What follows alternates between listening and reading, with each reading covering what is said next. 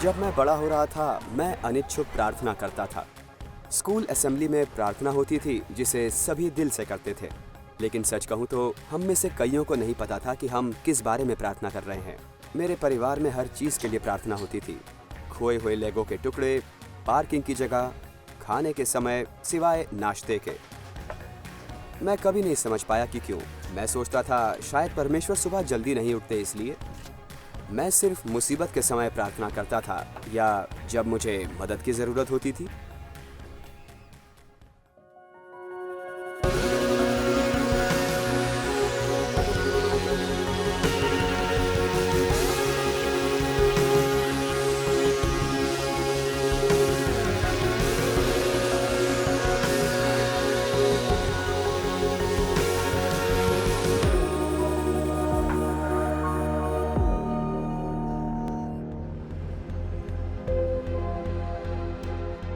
प्रार्थना बहुत जरूरी है। प्रार्थना एक सार्वभौमिक प्रवृत्ति है। अधिकांश लोग अपने जीवन में कभी न कभी प्रार्थना करते हैं। हाँ, और यीशु अपने शिष्यों से बोले, जब आप प्रार्थना करोगे, यदि आप प्रार्थना करोगे नहीं। एक तरह से वो मान लेते हैं कि सब प्रार्थना करेंगे। अगर ये सोचे कि ईश्वर है और उसने खुद से रिश्ता बनाने के लिए हमें बनाया है, तो उससे बात करना बहुत ही स्वाभाविक है। हाँ, और हमारे सभी रिश्ते संचार पर आधारित हैं। और जब लोग अच्छी तरह से संवाद करना सीख जाते हैं, उनके रिश्ते बढ़ते और फलते फूलते हैं।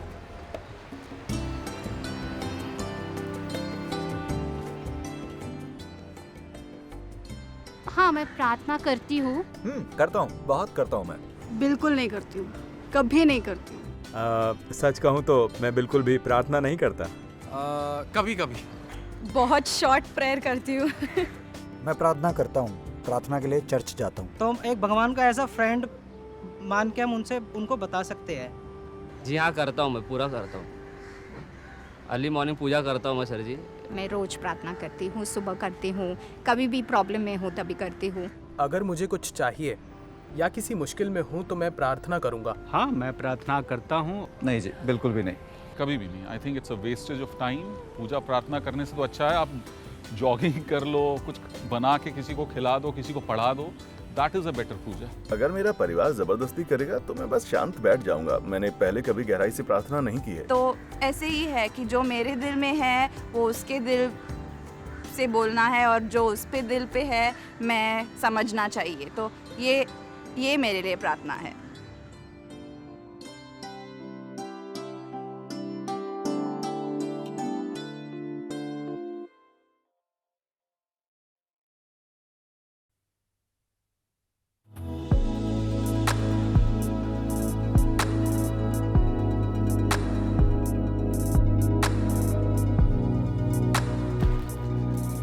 ईसाई बनने से पहले मुझे याद है एक बार मेरे स्कूल और विश्वविद्यालय के बीच के गैप ईयर की बात है।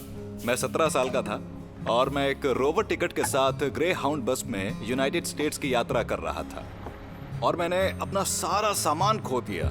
वो चोरी हो गया। मेरे सारे कपड़े और पैसों के साथ मेरा बैग गया। मेरे पास सिर्फ मेरा पासपोर्ट और ग्रे हाउंड बस का टिकट बचा था। मैंने की वेस्ट की एक हिपी कॉलोनी में 10 दिन बिताए और फिर हर रात 500 मील की यात्रा शुरू की। ग्रे हाउंड बस को होटल की तरह इस्तेमाल किया। मैं रात बस में चढ़ता और 10 घंटे सोकर 500 मील दूर दूसरे शहर में उठता और सारा दिन उस शहर में अकेले घूमता। मुझे बहुत अकेला लगता था और अंत में नास्तिक होने के बावजूद मैंने प्रार्थना की कि मैं किसी पहचान के व्यक्ति से मिलूं। और अगली सुबह मैं एक दूर दराज के इलाके फिनिक्स एरिज़ोना की बस में चढ़ा और मैंने किसी को देखा। स्कूल का एक पुराना दोस्त एंडी। और मेरे मुंह से निकला, मुझे तो विश्वास नहीं हो रहा है। हम अच्छे दोस्त हैं और जब भी मिलते हैं तो वो कहता है कि मुझे विश्वास नहीं हो रहा है। वो मुझे पैसे उधार देता और मैं उनसे मोज़े खरीद लेता। मैंने उस सबके बारे में ज्यादा कुछ सोचा नहीं। इसे केवल एक संयोग के रूप में देखा मैंने। लेकिन पिछले 40 वर्षों में प्रार्थना मेरे जीवन की सबसे पहली प्राथमिकता बन गई है।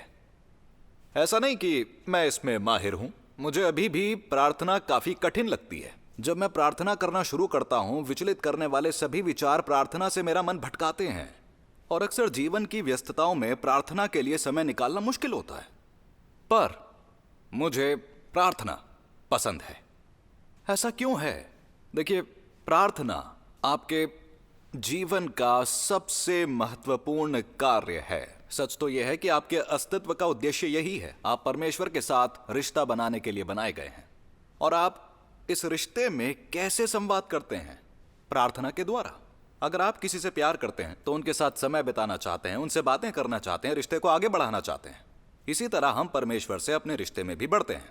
प्रेरित पौल ने लिखा है, उसके द्वारा अर्थात यीशु के द्वारा हम दोनों जैसे यहूदी और अन्य जातीय उस समय का पूरा ज्ञात संसार है, पिता तक एक आत्मा के द्वारा पहुंचना, आत्मा के द्वारा जो कि पवित्र हो। तो ईसाई प्रार्थना पिता परमेश्वर के लिए है। ईसाई बनने से पहले मैं अगर परमेश्वर के बारे में सोचता तो एक चित्र सामने आता जो कि निरंकुश न्यायाधीश या ब्रह्मांडीय पुलिस जो मुझे पकड़ने निकल पड़े हैं। लोग कहते हैं वो ईश्वर में विश्वास नहीं करते और वो अपने ईश्वर का बखान करते हैं। उस तरह के ईश्वर में वे विश्वास नहीं करते। मैं भी उस तरह के ईश्वर में विश्वास नहीं करता। मैं उस ईश्वर में विश्वास करता हूं जिसको यीशु ने बताया और कहा कि प्रार्थना करो परम पिता से जो स्वर्ग में है। यीशु ने हमें संबोधित करना सिखाया और साथ ही एक और शब्द सिखाया जो कि है एरामिक वर्ड, अब्बा, जो आज भी मिडिल ईस्ट में बच्चे इस्तेमाल करते हैं। अब्बा मतलब डैडी, पापा, जो कि मैं कहूंगा सबसे आत्मीय शब्द है पिता को संबोधित करने का। और ईसाई प्रार्थना ऐसी ही है, ये उस पिता के लिए है जो प्रेम करता है। मेरी माँ को एमएस था, इसलिए जब मैं बड़ा हो रहा था वो काफ़ी बीमार रहा करती थी। उनके एमएस के बिना मैंने कभी उन्हें देखा नहीं था। लेकिन इसके अलावा मेरे माता पिता मेरे साथ बहुत अच्छे थे। वो मेरे लिए कुछ भी करते, पर मैं कभी अच्छा बच्चा नहीं था। मैं अब हूँ जैसे अब मैं अच्छा हूँ, पर पहले मैं जब किशोर था मैं बहुत झूठ बोलता था और स्कूल में भी अच्छा नहीं था। पर मैं बिल्कुल हिंसक नहीं था, वरना ये तो स्पष्ट हो जाता। जैसे कुछ बच्चे गिरोह में शामिल होकर ड्रग्स बेचते थे। मैं ये सब के लिए कुछ ज़्यादा ही चालाक था। परेशानियां खड़ी करना और पकड़े ना जाना मेरी खासियत थी। और समय के साथ मुझे पता चला कि कैसे बिना पकड़े आराम से चोरी की जा सकती है। एक दिन सिनेमा से वापस आया तो मुझे याद है दरवाजे से अंदर आया और मेरे माता पिता वहाँ बैठे थे। वो बोले, एलेक्स हमें बात करना ज़रूरी है। और हुआ कुछ ऐसा था कि मैंने उनके बैंक खाते से पैसे चुराए हुए थे और उन्हें पता चल गया, इसलिए मैं ऊपर अपने कमरे में भाग गया। मुझे बस ये याद है कि मैं खुद से नफरत कर रहा था। ऐसा कभी हुआ नहीं था। मैं ये क्या बन गया हूँ? और उससे ज़्यादा महसूस हुआ मैं घटिया हूँ, मैं बहुत बुरा हूँ। और मैंने अपने कमरे की चीज़ों को दरवाजे के सामने ढेर कर दिया, जैसे कि मेरा बेड, मेरी दराज उसके ऊपर, और सब चीज़ों का ढेर लगा दिया वहाँ पर। और फिर उस बैरिकेड के पीछे बैठ गया। कुछ देर चुप रहा और फिर मैं बहुत रोया। और फिर मेरे डैड सीढ़ियों से ऊपर आए, उन्होंने दरवाज़ा खटखटाया, मैं कुछ नहीं बोला। फिर वो रुक गए, उन्होंने कहा ओके मैं जा रहा हूँ। लेकिन उनकी कही एक बात मैं कभी नहीं भूल सकता हूँ, और उन्होंने कहा था, मैं चाहता हूँ कि तुम जानो कि मैं और तुम्हारी माँ तुमसे बहुत प्यार करते हैं। हम बस सोच में पड़े हैं कि हमसे क्या कमी रह गई। और फिर उन्होंने बस इतना कहा कि अगर दरवाज़ा खोलोगे तो मुझे अच्छा लगेगा, क्योंकि मैं तुम्हें बस गले लगाना चाहता हूँ। और फिर कुछ साल बाद पता नहीं मैं क्या सोच रहा था, लेकिन मैं बस उस पल के बारे में सोच रहा था और मुझे एहसास हुआ कि परमेश्वर कौन है इसका सबसे सच्चा उदाहरण मेरी आंखों के सामने था। जिस तरह से उन्होंने मुझ पर दया दिखाई थी उस दिन। मेरे पिता बहुत अच्छे हैं।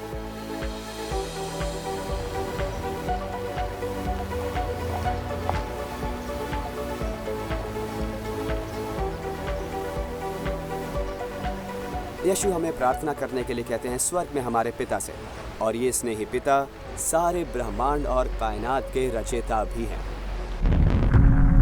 ब्रह्मांड बहुत विशाल है। सूर्य जो हमारी पृथ्वी से 93 मिलियन मील दूर है, इतना बड़ा है कि 9.6 लाख पृथ्वियों को समा सकता है। क्या आप जानते हैं सूर्य हमारी आकाशगंगा के 300 अरब तारों में से एक है। हमारी आकाशगंगा 100 अरब आकाशगंगाओं में से एक है। पृथ्वी के समुद्र तटों पर रेत के हर दाने के लिए 1 लाख तारे। उत्पत्ति की पुस्तक में एक संक्षिप्त पंक्ति में लेखक कहता है, उसने तारों को भी बनाया, ठीक उसी तरह जैसे पूरे ब्रह्मांड को। हम ब्रह्मांड के निर्माता से प्रार्थना करते हैं। वो उत्कृष्ट है, समय के बाहर, उसके साथ ही आसन्न भी। प्रार्थना सबके निर्माता और पालनकर्ता पिता से है, लेकिन ये पुत्र के माध्यम से भी है। क्रॉस पर यीशु की मृत्यु के द्वारा विभाजन, पाप की बाधा को हटा दिया गया है और हमारी पहुंच परमेश्वर तक हुई। यीशु पुत्र के द्वारा ही हम पिता परमेश्वर तक पहुंच सकते हैं। अमेरिकी सिविल वॉर में यूनियन आर्मी के लिए लड़ने वाले एक युवा सैनिक ने लड़ाई में अपने पिता और भाई दोनों को खो दिया। उसे अपने घर लौटना जरूरी था अपनी माँ और बहन की मदद करने के लिए वसंत रोपण में, और इसीलिए वो सैन्य सेवा से छुट्टी मांगने के लिए राष्ट्रपति के पास वॉशिंगटन डीसी गया। जब वो वॉशिंगटन पहुंचा तो वो सीधे व्हाइट हाउस के दरवाजे पर गया और राष्ट्रपति से सीधे बात करने की गुजारिश की। एक युवा अधिकारी ने उससे कहा, आप राष्ट्रपति से नहीं मिल सकते, राष्ट्रपति इस वक्त बहुत व्यस्त हैं, वहां वापस जाओ और जंग में अपनी भागीदारी दो। तो युवा सैनिक व्हाइट हाउस से लौट गया, ये सोचते हुए कि कैसे वो अपने परिवार को ये बुरी खबर सुनाएगा। वो पार्क में बेंच पर बैठा था कि तभी एक छोटा लड़का उसके पास आया और बोला, आप इतने दुखी क्यों हैं, क्या बात है? सिपाही ने लड़के को देखा और अपने दिल की बातें बताने लगा। उसने बच्चे को बताया कि उसके पिता और भाई जंग में शहीद हो गए और अपने परिवार में वो अकेला आदमी बचा है। खेत में उसकी सख्त जरूरत थी और इसे संभव करने वाला एकमात्र व्यक्ति था स्वयं राष्ट्रपति। फिर बच्चे ने कहा, आओ मेरे साथ। उसका हाथ पकड़कर वो उसे व्हाइट हाउस के अंदर ले गया। वो पिछले दरवाजे से होते हुए पहरेदारों के बीच से, जनरलों के बीच से, उच्च पदस्थ सरकारी अधिकारियों के पास से जाते हुए राष्ट्रपति के कार्यालय तक पहुंच गया। बच्चा बिना खटखटाए ही सीधा अंदर चला गया। मेज के पीछे खड़े होकर राज्य सचिव के साथ युद्ध की योजनाओं का अध्ययन कर रहे थे खुद राष्ट्रपति अब्राहम लिंकन। राष्ट्रपति ने ऊपर देखा और कहा, ओह, मैं तुम्हारे लिए क्या कर सकता हूँ?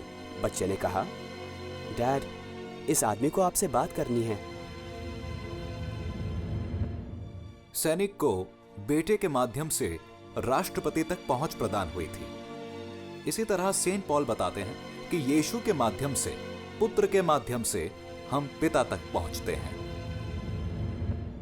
वो हमें पिता के साथ अपने रिश्ते में हिस्सेदारी के लिए आमंत्रित कर रहा है। यीशु के द्वारा न केवल पिता से बल्कि पवित्र आत्मा से भी प्रार्थना करते हैं। रोमियो के अध्याय 8:26 में पॉल कहते हैं, उसी प्रकार आत्मा भी हमारी दुर्बलता में सहायता करती है। हम नहीं जानते किसके लिए प्रार्थना करनी है, परंतु आत्मा खुद हमारे लिए विनती करती है। कभी कभी लोग कहते हैं, मैं नहीं जानता कि मैं अपनी प्रार्थना कहां से शुरू करूं। पर जब यीशु को जीवन में आमंत्रित करते हैं, वो अपनी आत्मा के द्वारा अंदर आकर तुम्हारे भीतर रहते हैं, और जब परमेश्वर से संवाद करना हो तो उसमें वो मदद करते हैं और प्रार्थना के प्रतिफल हैं। यीशु ने कहा, जब तुम प्रार्थना करो तो अपने कमरे में जाओ, दरवाजा बंद करके पिता जो अनदेखा है उसको प्रार्थना करो, तब पिता तुम्हारे काम देखेगा, तुम्हें प्रतिफल देगा। तो प्रार्थना के प्रतिफल क्या हैं? उनमें से एक है शांति। अब एक ऐसी दुनिया में जहाँ जीवन बहुत व्यस्त है, बहुत सी चीजें हमें चिंतित कर सकती हैं, जैसे कि रिश्ते, काम, परिवार, स्वास्थ्य जैसी चीजें, और आप जानते हैं छोटी चीजें भी। और एक माँ ने अपनी बेटी को मैसेज भेजा, चिंता शुरू करो। ये आसान है? ऐसे जीवन गुजारना, एक चिंता के बाद दूसरी चिंता, ये आसान है? संत पॉल फिलिपियों को अपने पत्र में कहते हैं, किसी चीज की चिंता ना करें, बस हर चीज में प्रार्थना और याचिका के द्वारा अपनी याचिका परमेश्वर के सामने रख दें।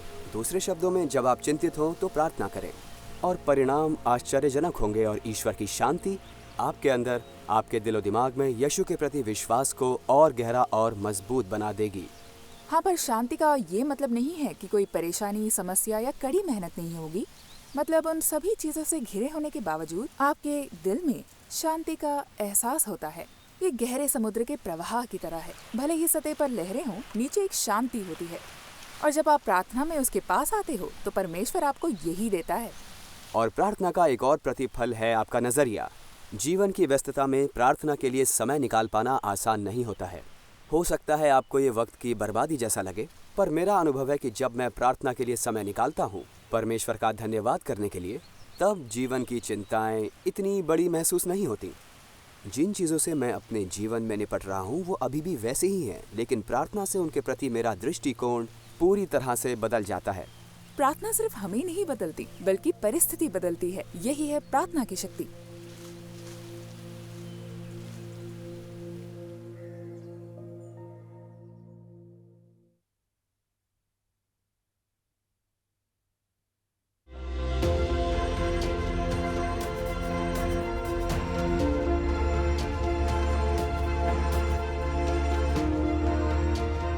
वो एक सामान्य दिन था।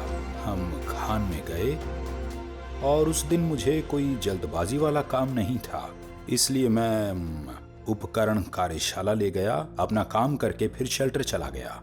जब विस्फोट हमारे ऊपर हुआ दोपहर 2 बजे के करीब, हम सब मिट्टी और धूल में भरे 4 घंटों के लिए फंस गए। फिर हमने चर्चा की कि वहां से कैसे निकला जाए, बचने का कोई उपाय, और हमें एहसास हुआ कि कोई रास्ता नहीं है और एकमात्र संभावना परमेश्वर थी, वो मसीह था। तो हमें प्रार्थना करना जरूर था। इसलिए हम लोगों ने एक मीटिंग की और कार्यों को बांट लिया, जिसमें हमारा बचा हुआ खाना गिनना शामिल था। हमने 2-3 दिन से खाना नहीं खाया था, थोड़ा ही खा रहे थे। उन सभी कार्यों में से उन्होंने मुझसे कहा, हम जानते हैं आप ईसाई हैं, इसलिए हम चाहते हैं कि प्रार्थना में आप हमारा मार्गदर्शन करें। पहली प्रार्थना ऐसी थी, परमेश्वर हम अच्छे आदमी नहीं हैं, हे प्रभु हम पर दया करो, बच्चों की, हमारे परिवारों की देखभाल करो। हमने अपना सारा हाल परमेश्वर के सामने पेश किया और हमने कहा, हम लोग यहाँ पर कुछ नहीं कर सकते, हमारे पास जो बचा है वो बस तुम हो, क्योंकि हमारे पास पुकारने के लिए और कोई नहीं है, क्योंकि हम जानते हैं कि तुम ही हमारी प्रार्थना सुनोगे। हम रोज दोपहर में प्रार्थना करने लगे।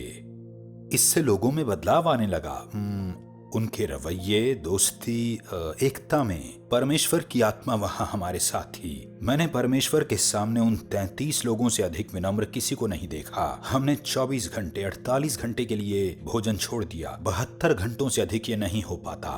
भोजन के हिसाब से ये करना जरूरी था। खाने के छोटे हिस्से मिलते थे, लेकिन ये बहुत महत्वपूर्ण था। तो हम 16वें दिन तक चले। खाना खत्म हो रहा था। 17वें दिन यहोवा ने हमें खोजकारियों को मिलने दिया।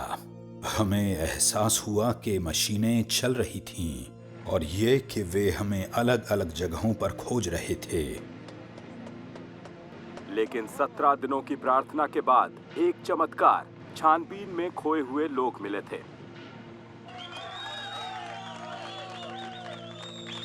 और फिर एक साधारण बात, सबूत, वे सभी जीवित थे।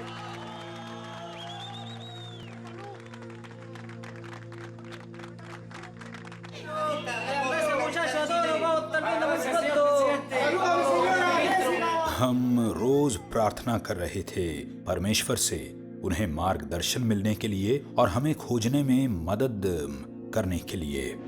इस हादसे के 65 दिन बाद और ड्रिलिंग के 33 दिनों के बाद इगोर का प्लान बी खनिकों तक पहुंचेगा। मुझे ये भी उल्लेख करना होगा कि उनमें से 22 ने मसीह को स्वीकारा, और ये मेरी राय में काफी महत्वपूर्ण है।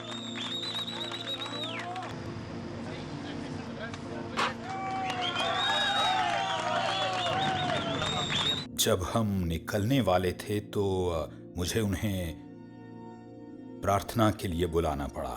जब तक हम यहोवा का धन्यवाद न करें तब तक कोई नहीं जा सकता। आखिरी खनिक सतह पर आ गया है। ये वो क्षण है जब ये बचाव मुहिम समाप्त होती है। 2 महीने से ज्यादा समय और 2000 फीट से अधिक भूमिगत होने के बाद उत्सव और आनंद का माहौल है। सभी 33 को बचा लिया गया है। आप प्रार्थना के उत्तर से ईश्वर के अस्तित्व को सिद्ध नहीं कर सकते, लेकिन मैंने पाया कि जब मैं प्रार्थना करता हूं चीजें होती हैं। प्रार्थना के उत्तरों को संयोग मानकर खारिज करना आसान हो सकता है, पर जैसे कैंटरबरी के पूर्व आर्कबिशप विलियम टेम्पल ने कहा, प्रार्थना करता हूं तो संयोग जरूर होते हैं, और जब नहीं करता तो वे नहीं होते। मुझे कभी कभी प्रार्थना डायरी के उपयोग से या अपनी प्रार्थनाओं को लिखने से मदद मिलती है। अब मैंने उन्हें बाइबल में ही लिखना शुरू कर दिया है, इसलिए मैं इस बाइबल का 1 वर्ष उपयोग करता हूँ और प्रत्येक वर्ष प्रार्थनाएं लिखता हूँ। फिर जब मैं उसी अध्याय को पढ़ने के लिए वापस आता हूँ तो मैं उन प्रार्थनाओं को देखकर निशान लगाता हूँ जिनका उत्तर मिला है। बाकियों पर चिंतन करता हूँ जिनका उत्तर नहीं मिला। पर प्रार्थना कोई स्लॉट मशीन नहीं है जहां आप अपनी प्रार्थना डालें और इसका उत्तर सही समय और तरीके से मिल जाए। प्रार्थना परमेश्वर से एक रिश्ते जैसी है। इसे समझाना बहुत ही सरल है। ये बिल्कुल ट्रैफिक लाइट की तरह है। कभी कभी आप कुछ चाहते हैं और आपको ग्रीन लाइट मिल जाती है। कभी कभी आप जो चाहते हैं वो आपको तुरंत मिल जाता है। कभी लाल बत्ती मिलती है जिसका मतलब है नहीं।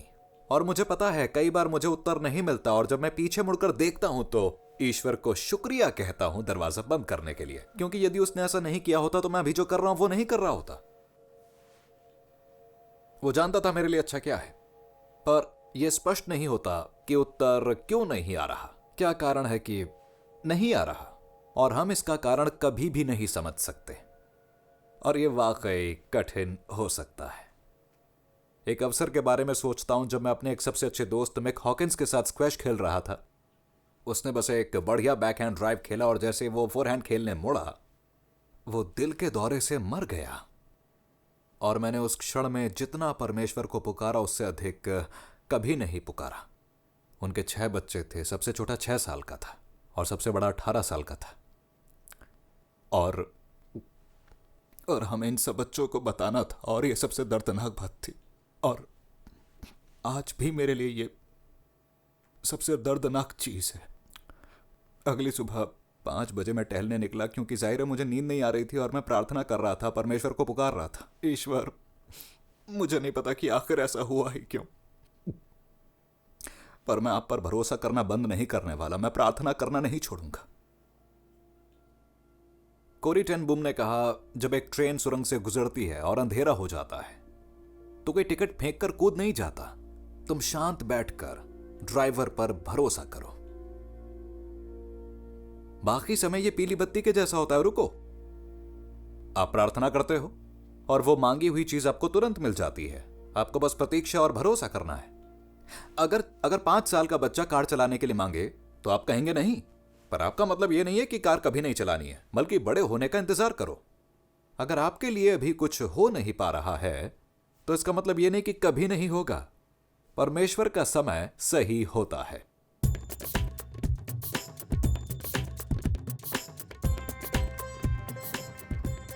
ओ गॉड, मेरी प्रार्थना है बुरी आत्माओं से मेरी रक्षा करना। लिटरली मेरा सिंपल प्रेयर है, जो भी आता है दिल में वो मैं बात करती हूँ। जैसे आपसे बात कर रही हूँ वैसे ही उससे बात करती हूँ। पूजा करती हूँ मैं, बहुत शॉर्ट फॉर्म में करती हूँ। दीपक लगा दिया, अगरबत्ती लगा लिए, प्रणाम कर लिए, हो गया पूजा। मैं प्रार्थना करती हूँ। मैं यीशु से वैसे ही बात करती हूँ जैसे अपने पिता से करती हूँ। हाँ करते हैं, हम अपने मन में प्रार्थना करते हैं। समटाइम्स मैं अकेले भगवान के साथ करते हैं, समटाइम्स दोस्त के साथ करते हैं, समटाइम्स बहुत लोग के साथ करते हैं। नॉर्मली मेरा जो प्रॉब्लम्स है वो मैं बोल देता हूँ और वेट करता हूँ कि आंसर के लिए। कभी कभी मैं ईश्वर को बहुत बुरा बुरा कहती हूँ बहुत गंदे शब्दों से डांटती हूँ। अपने ईसाई जीवन के दौरान मैंने कई अलग तरीकों से प्रार्थना की है। एक मार्गदर्शक का होना काफी उपयोगी होता है, किस लिए प्रार्थना कर रहे हैं ये याद दिलाने के लिए। कुछ लोग प्रार्थना करते हैं यीशु की सिखाई हुई प्रभु की प्रार्थना, आदर्श जैसे। एक बार मेरे दोस्त ने बड़ी ही उपयोगी बात मुझसे कही कि बस 3 शब्द याद रखो, धन्यवाद, माफ करना और कृपया।